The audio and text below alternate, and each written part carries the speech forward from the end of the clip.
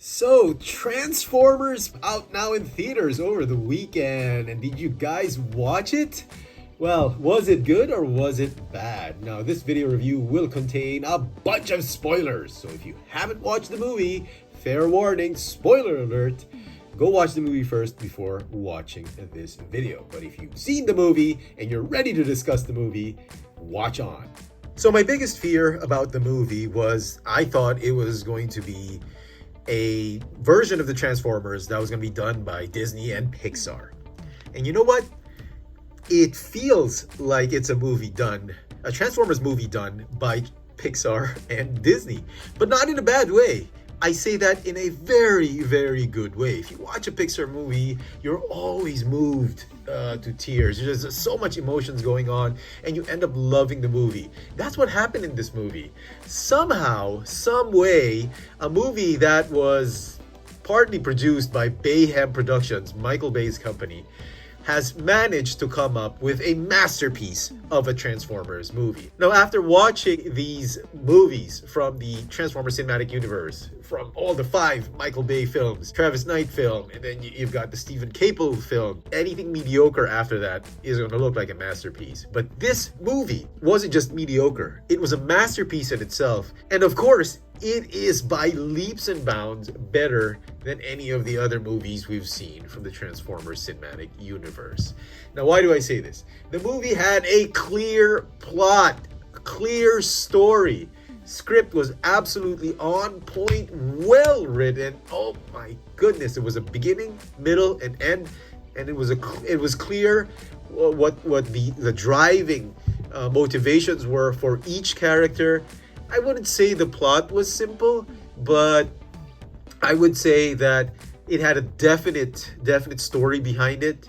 There was enough character development, and it just fleshed its way out through and through, from beginning, middle, and end, and you have a very satisfying ending. If you love Transformers, you are in for one heck of a ride. You got 2 friends who start out as the best of friends and end up being the worst of enemies or rivals and all of that. So you get Ryan Pax and D16. D16, if you're wondering why he's called D16, I think it's because in the Takaratomi toy line for Henkei, when they first was just re-releasing these Generations figures, and the Classics line, and then you've got the Henkei line from Japanese, D16 or Destron number 16 was the Megatron figure, and I think that's why they gave him D16. It's like a bunch of characters who just found themselves together. They didn't want to be together, but they found themselves on a journey, finding and uncovering the truth.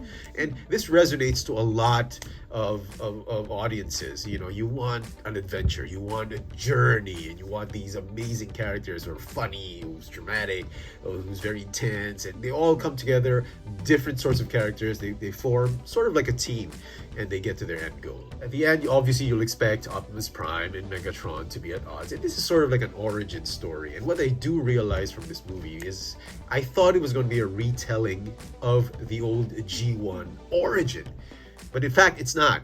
It is a unique origin story for the Transformers Cinematic Universe. And you can say everything you want about the Cinematic Universe, how the plot, there's so many plot holes, things don't work.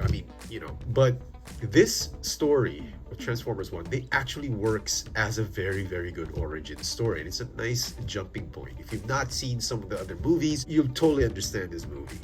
It's a nice starting point that'll give you an idea of what happens next. If you've seen the rest of the movies, the Transformers universe, well, my condolences.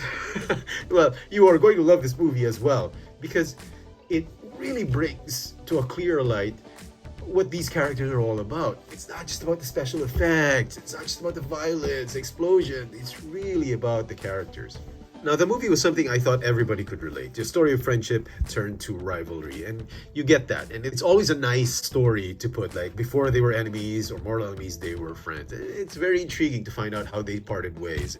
Such a brotherhood was torn asunder. It's an age-old tale, and I think they did it wonderfully here. They fleshed it out. And who knew Optimus Prime was such a reckless and adventurous youth back in the day? And I guess that's why most people people are. Most successful people are kind of reckless back in their younger days. Probably my only critique about the movie is I couldn't stand how Optimus or Orion Pax was friends with D16. I mean, D16 was very intense, and you could already see there was a darkness, an evil brewing inside of him, and yet Orion Pax stood by him. This is the kind of friend, D16 was like, he's happy, all praises, and he loves you when things are going good. But when things go bad and things go wrong, he starts blaming you. And I honestly don't understand why Orion Pax can actually keep a friend like that. But then again, I start thinking, I guess that's the way it is in life. We've all gone through that. We've all had friends who were just using us. I mean, who were there for us in the good times, but were never there for the bad times, and who always blamed us for everything bad that happened to them. And I guess this is a nice reflection of life. And it was a little bit annoying. I just couldn't stand it, how Orion could still be with him. He did everything for this guy, and this guy was just so ungrateful. I guess that's the character of Megatron, and that's how he became Megatron. I was thinking the first half of the movie was really for kids. I mean, it was nice, it was a fun ride and all that, but it was just all too adventurous, all too comical, all too, kids are gonna love that. But after the first half of the movie, after the first 40 minutes, the movie gets intense. It becomes serious, and the plot slowly unravels. And towards the end of the movie, the last 20 minutes was probably the most amazing part of the movie. You got this big action fighting sequence, Optimus Prime and all that. There was a point in the movie where the reviewers and the ones who saw the early screenings were saying, oh my god, I cried towards the end of the movie. And I was wondering, why would you cry? And I was expecting myself to cry, but unfortunately I did not. The point in the movie where I think people cried was when Sentinel was beaten. And Megatron still wanted to kill him. So he sends a blast, but Optimus tells him, no, he's beaten, he's done. He does the heroic thing, don't kill him. But Megatron, he's a bad guy. He's gonna kill him. And Optimus prevents that. Well, he tries to prevent it by just blocking Megatron's shot and taking it for himself. And Megatron feels remorse at a certain point and then just lets his friend die. Because he's Megatron. He doesn't even bother saving him. And I'm pretty sure a lot of the younger audiences, they were just bawling their eyes out. But for the oldies like us, I'm like, my thought bubble was like, what? Again? Optimus Prime dies in every movie, or almost every movie. We all know he's immortal. We all know he's going to resurrect from the dead. Somehow, some way, he's going to rise up from the dead. It's going to be awesome.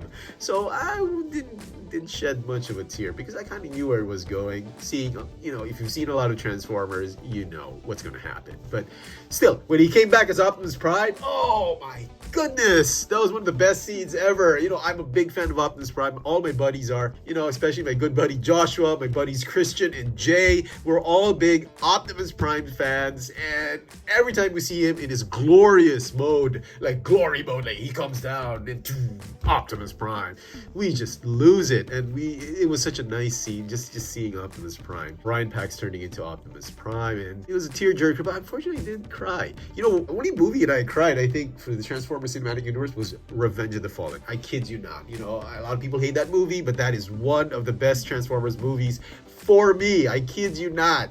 In that movie, there was a scene where Sam's dad was so worried that his son was gonna die.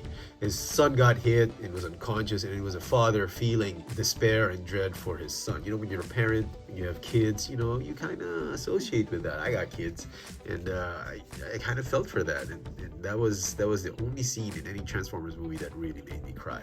But enough of me. Okay, so very, very good, very, very well done. I honestly think that this movie is definitely top one of the best movies out there. We'll talk about my ratings later, but let's talk about the characters. One of my biggest concerns for this movie was I thought it was going to be annoying because of the characters. I really honestly didn't think that every single character was going to work. A lot of people were thinking, oh, Thor is going to be Optimus.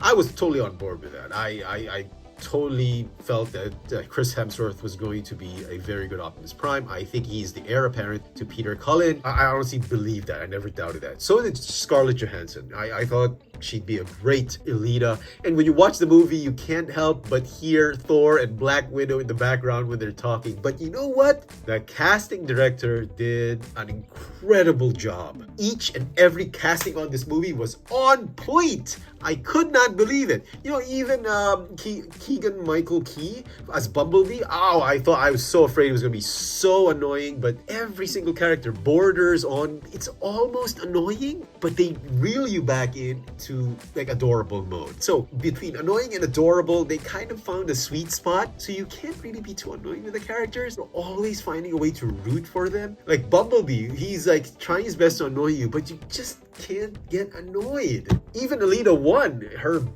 like so rigid style of management, you'd think it'd be annoying, but then after a while it turns out to be comedic. You really fall for these characters. Orion Pax, he was too reckless. I thought I was going to be annoyed with this guy, but after seeing the trailers, but seeing the movie, you get where his heart is, and you can be annoyed. If at all, I'd probably be annoyed with Megatron. It's not because of the way he was portrayed. The voice actor for Megatron was amazing. Oh man, Brian Tyree Henry was great as a Megatron. But if at all, like I said earlier, I was really annoyed how Orion Pax can keep up with this guy. How can he stay friends with this guy? This Megatron was so ungrateful. That's why I was so annoyed with him. But then again, I realized that's the making of a villain.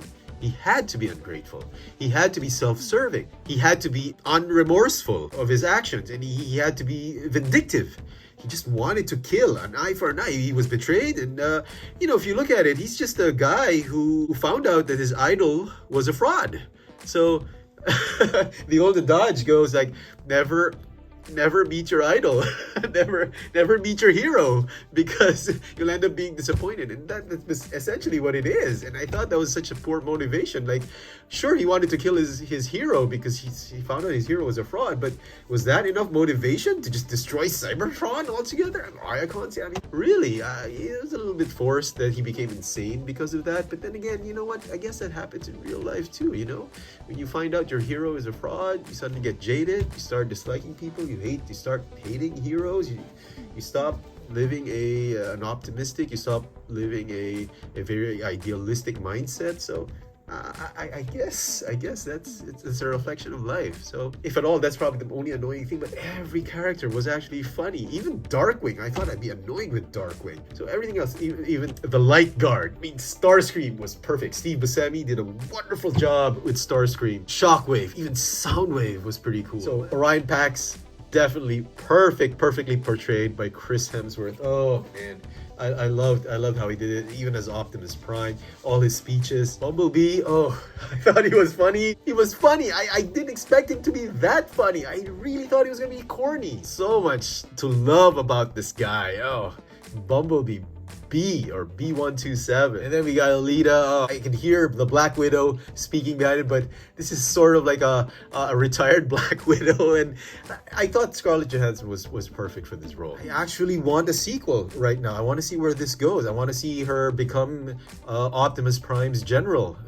This is going to be great if they do a sequel. And then we get Megatron. I didn't think this was going to work. I really did not think this was going to work, but somehow this was one of the most badass Megatron, and in the same vein, one of the more badass Optimus Primes out there in the cinematic universe. Like I said, the movie is quite triumphant in the end. All the roller coaster ride, all the emotions build up. It comes to a very satisfying conclusion, and you come out of the theaters just loving the movie, and you just want to buy more Transformers toys. I want to buy one, but I'm definitely not buying Sentinel. I don't think anybody wants to buy Sentinel right now, unless you're the completist. But Optimus Prime is gold. Hasbro needs to keep coming out with Optimus Prime figures. Release a Voyager class, maybe a Leader class Studio Series for Transformers 1 Optimus Prime. People are going to buy it. That is gold. So was the movie bad? Obviously not. It is one of the most incredible Transformers movie in the modern era. Is it the best ever Transformers movie out there? My buddy Christian and my buddy Jay certainly seem to think so, but for me, well, I'm probably gonna get a lot of hate for this, but I don't think it is. For me, I think the best ever Transformers movie of all time is still the 1986 movie. I know, you're probably thinking, oh, you're too old.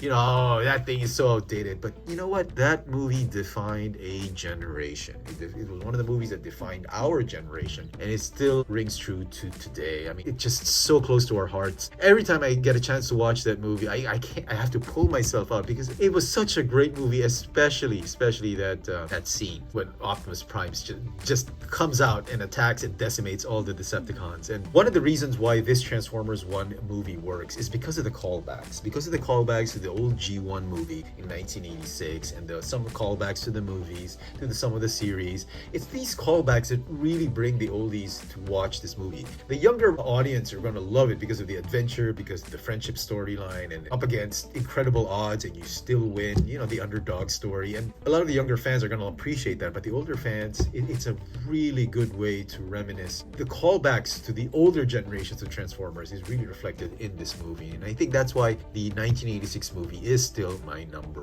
one movie of all time. But in the modern era, this movie is number one, so he's going to fall to second place. Third place is going to go to the Bumblebee movie. Now, I say Bumblebee movie because I know the story is quite simple and a certain point was annoying, but that movie, for all intents and purposes, gave us a glimpse of what could have been, or what should be, the look of the cinematic universe for Transformers. That movie paved the way for G1 accurate, probably the most accurate or best looking Transformers in my opinion. So he gets third spot. Fourth spot is, you guessed it, Revenge of the Fallen. I'm sorry, I'm such a sucker for Revenge of the Fallen. I don't know why, I just love that movie to bits. So you can hate me for that, but I love Revenge of the Fallen. I said what I said. Revenge of the Fallen at fourth place. Fifth place has got to be the first Michael Bay movie, Transformers the movie in 2007. That's still a pretty darn good movie. And number 6 is probably going to be Rise of the Beasts.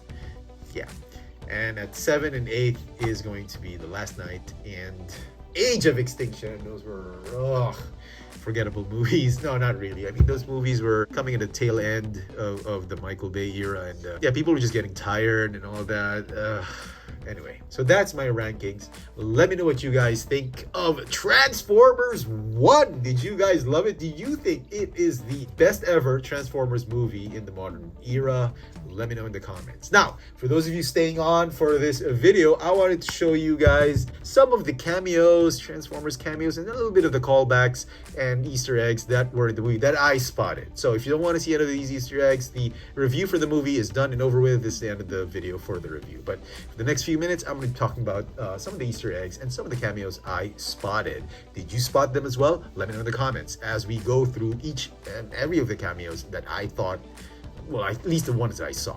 In the beginning, we have Primus. This concept of Primus turning into the planet Cybertron was introduced, I believe, in the comic books, and more poignantly in the Unicron trilogy, Armada, Energon, and Cybertron. Early on in the movie, on the train, when D16 was talking to Optimus, we get, I believe that one on the right is Hound. Digging through the mines, we get a glimpse of Wheeljack. We never see him again, though, but I thought this was a nice Easter egg. And trapped in the mines, his leg gets jammed up under that rubble, is Jazz.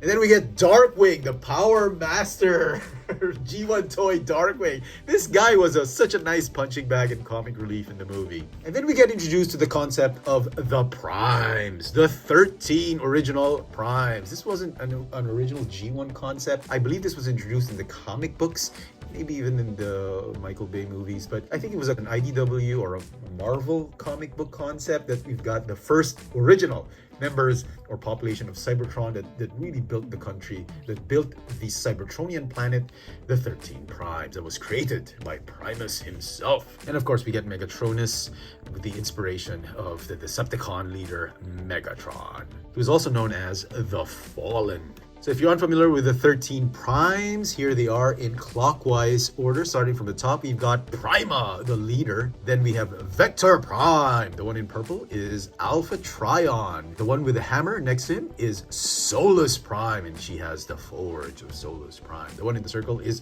Micronus Prime. Next up, the multicolored Alchemist Prime. Then Nexus Prime, Onyx Prime, Amalgamus Prime, Quintus Prime, and on the left, 9 o'clock is Liege Maximo. On top of him is Megatronus himself. And the last one is the 13th Prime. Now, the 13th Prime in G1 mythology is Optimus Prime. But for the video game and for this movie, it is Zeta Prime. Now, Zeta Prime wasn't originally part of the mythology or the lineage of Primes, but he's part of the 13 Primes in the video games. And I guess now in canon for the cinematic universe, he's the 13th Prime. Alright, so the race starts and we get to see, I thought this was Springer and Crosshairs because of their colors. And then in the audience we get Ironhide, and RC, and on the far left, I think that's Sunstreaker. And we get a list of the participants. We get a mix of G1 and Unicron Trilogy characters. And then we get this guy transforming into his vehicle mode right off the gate. And I really think it's Motormouth. I could be wrong. Let me know, because he turns into a pickup truck. So this one is too sleek to be a pickup truck, but the colors do match Motormouth. So you get more characters from G1, more G1 characters. And right here, I thought this was going to be Springer or Crumple Zone, but I think this is High Beam. So you get more characters from G1. And finally, the winner of the race is Chromia. Call back to one of the female Autobots from Generation 1. In the repair bay, I thought this was Lifeline or Green Light. I'm not sure. And then when they meet the B for the first time, he dresses up as this really terrifying robot. I thought he looked like Whirl, the one of the wreckers. And then we get Sentinel Prime. And I thought this was a good representation of Sentinel. He has the overall look of how he looked like in Dark of the Moon, complete with a double-bladed weapon he has, the wings. But the colors, the blue and gray colors, I believe it's taken from Transformers Animated. When Sentinel meets the Quintessons, we get some troops marching forward. I believe these are Alicons. And then we get a one-faced Quintesson. And then we get Alpha Trion. This is an interesting look to Alpha Trion. He's much bigger, but the sculpt for his head is really reflective of his G1 look. And he gives them 4 cogs, transformation cogs. And I believe, well, he gets Prima, Onyx, Micronus, and Alchemist. I believe Prima obviously goes to Orion Pax, because Prima's the leader. It would be natural for Orion Pax to get him. Onyx, I think, would go to Elita. Alchemist would go to Bumblebee, and Micronus would go to Megatron. And then we get a look at Sentinel's troops or guards. They kind of look like Jet V-Cons. I'm sorry, that's the vibe they're giving to me, but they're not Jet V-Cons. The Light Guard, you see here surrounding our heroes. You get from left to right, we got Dirge, we got Skywarp, and we get Thrust. And here we get the Triumvirate or Troika of Decepticon, Generals of Megatron, would-be Generals of Megatron. In the middle is Starscream, voiced beautifully by Steve Buscemi. We get on the left Soundwave, and on the right Shockwave. Sitting in the audience, we get Slipstream. And on Sentinel's tower, you get 3 of the primes. I believe these are 3 of the primes. You get in the middle Prima. On the right, I believe is Zeta Prime. And on the left could be Solus. I'm not sure. It could be either Solus or, based on that head sculpt, could be Megatronus. I don't know. And here Darkwing talking to the miners, telling them to do more shifts. We get Ironhide. Here we have Mirage. And as Orion Pax comes back and tells the truth to his fellow miners, we get from left to right Ironhide, Sideswipe, and RC. And in the back, you get to see on the right, you get to see Jazz. Behind Jazz, I think that's Minerva. And here we get a good look at Red Alert. And in the final moments of the movie, when everyone gets their transformation cogs, we get to see Ironhide transforming to his full potential. And beside him, I believe that's Brawn. We get to see Sideswipe. And is that RC? Or Ratchet? Could be Ratchet. Oh, here's RC and Jazz.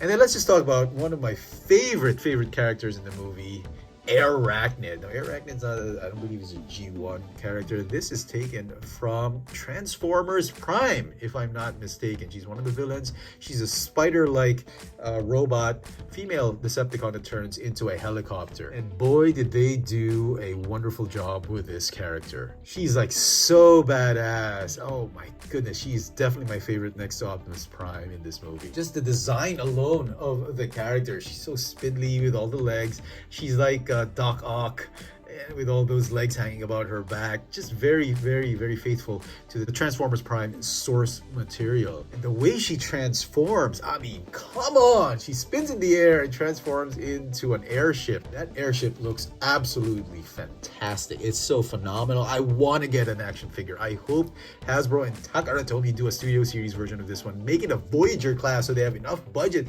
to really transform this figure and put all the engineering, because from the looks of it, it looks like a very complicated animated transformation. I mean, look at this gunship. It looks like a Cobra gunship. How do those spider legs transform into those engines? That is going to be a one tough engineering feat to pull off, but I hope they do. Takara Tomy, please don't let me down. I need an Arachnid figure from Transformers 1. And here we see how Megatron gets his fusion cannon. Oh my goodness, this sent shivers to me. I got goosebumps just watching him form his main gun, and it's so apt that he uses it first on Starscream, and out of anger he develops his fusion cannon, and you can't beat that. And here we get the callback of transform and roll out, Optimus Prime's key signature slogan, I guess. Everybody wants to hear Peter Cullen say that.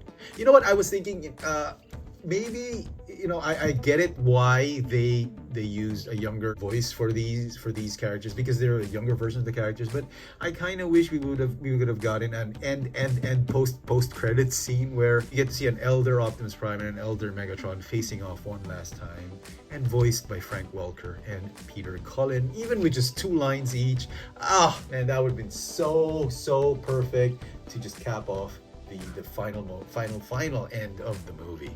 Here we get the first ever Decepticon insignia etched onto Megatron's chest. Bumblebee's battle mask, I think that's a callback to Revenge of the Fallen, most of the Michael Bay movies. Even the vibro blades, the knives, could be from Transformers Animated, but I think it's from Revenge of the Fallen. And then Optimus Prime. I mean, come on. How G1 is this? This is probably the next best thing after that Bumblebee movie for a G1 accurate or G1 inspired cinematic universe, Optimus Prime. His battle mask, his helmet, I think it's a mix between G1 and Revenge of the Fallen. Could be Transformers the movie. And he forms his Energon axe in the most epic way possible. There's a ball of light in his hand, and it just grows and grows, and then out pops this Energon axe. It's a mix of like hot white and blue. Oh my goodness. And this is the first time, this is probably the only time I prefer this axe over a sword. I think they couldn't have done it better. Had this become a sword, I don't think it would have worked. And this axe is pretty cool because it launches axe-shaped projectiles. How badass is that? This battle axe kind of resembles a hammer. And would it be a cool Easter egg to put out there that maybe because the voice actor plays Thor, doesn't just shoot projectiles, it also spins and rotates and forms a shield? Does this thing look familiar? I mean, come on, a spinning Energon axe? If I didn't know better, this was a direct callback to Thor, played by Chris Hemsworth himself, and now he plays Optimus Prime. You've got a Mjolnir Energon axe on Optimus Prime. This is too much. I really thought this was a callback to Mjolnir. And probably the best scene in the fight sequence of this movie is when he gets that battle axe. Megatron's about to shoot him, and he just slices through Megatron's ginormous fusion cannon, just ripping it in half and crushing it, just decimating that fusion cannon. This was so satisfying. I didn't think Optimus Prime would be capable of doing this. After seeing a lot of Optimus Prime getting beat up in the cinematic movie, cinematic universe, it was such a breath of fresh air to see a badass Optimus Prime duking it out with an even, badass Megatron. Finally, we get the Matrix of Leadership, as was in the 1986 movie. The Matrix of Leadership, well, they put a lot more lore into this artifact. We see Optimus Prime using it first to reignite and reboot Cybertron. It's essentially, the old G1 lore, Matrix Leadership was really the collective consciousness of all the primes, and it was passed on from leader to leader. If you were chosen to be the leader, you would bear this. They added a little bit of lore that it is one of the keys to activating Cybertron. I think in G1 mythology that would have been the key to Vector Sigma. I don't know, I'm not sure, but that's what I remember from watching G1. But I think adding too many artifacts like the key to Vector Sigma or Vector Sigma himself would be too much. So putting everything in this artifact, the matrix of leadership, as not just the artifact of leadership, but also the artifact to reboot Cybertron. I think that's pretty good. It's pretty genius on the part of writing, keeping it simple, keeping it understandable, not too complicated for the younger audiences. And then finally we get Cybertron in its original form. Now let's take a moment to talk about my favorite scene of the movie, which is quite possibly one of my favorite scenes of all time. Also my favorite scene in the 1986 movie, when Optimus Prime jumps up and does that pose, which is this is how he got, I'm supposed this is how he got it. When he goes back to Earth, he does the same pose. He leaps up and just shoots the enemy. I mean, come on. I was like, oh my god, I was fanboying here in this part of the movie. I was like, oh my goodness. Here's the Optimus Prime. I know. The Stan Bush song, You Gotta Touch, was playing in my head as he was doing this. As he did this, actually. And incidentally, in the beginning of the movie, when they were working in the mines, Elita whispers or says to Orion Pax, you don't have the touch, you don't have the power. I thought that was pretty funny. So that's my take on Transformers 1 and all the cameos and small Easter eggs that I found in the movie. Did you find more? Let me know in the comment section. Did you love the movie? Let me know in the comment section. Let me know what you think of Transformers 1. I'm so glad we got this movie. This movie paves the way for more and exciting Transformers movie. I hope they do sequels, and it's a really cool name, Transformers 1. That way they can do Transformers 2, Transformers 3, 4, 5, who knows. Kidding aside, I mean, I thought that was a really cool name. Stand as one, unite as one, and it's the first movie, Transformers 1. So part 2 would probably be Transformers 2. I cannot wait for that. Please let it happen, Hasbro. Let me know in the comment section what you guys think of the movie Transformers 1. Hit that notification bell so you never miss out on any of my latest video reviews. And if it's your first time here, please subscribe. Thanks for watching.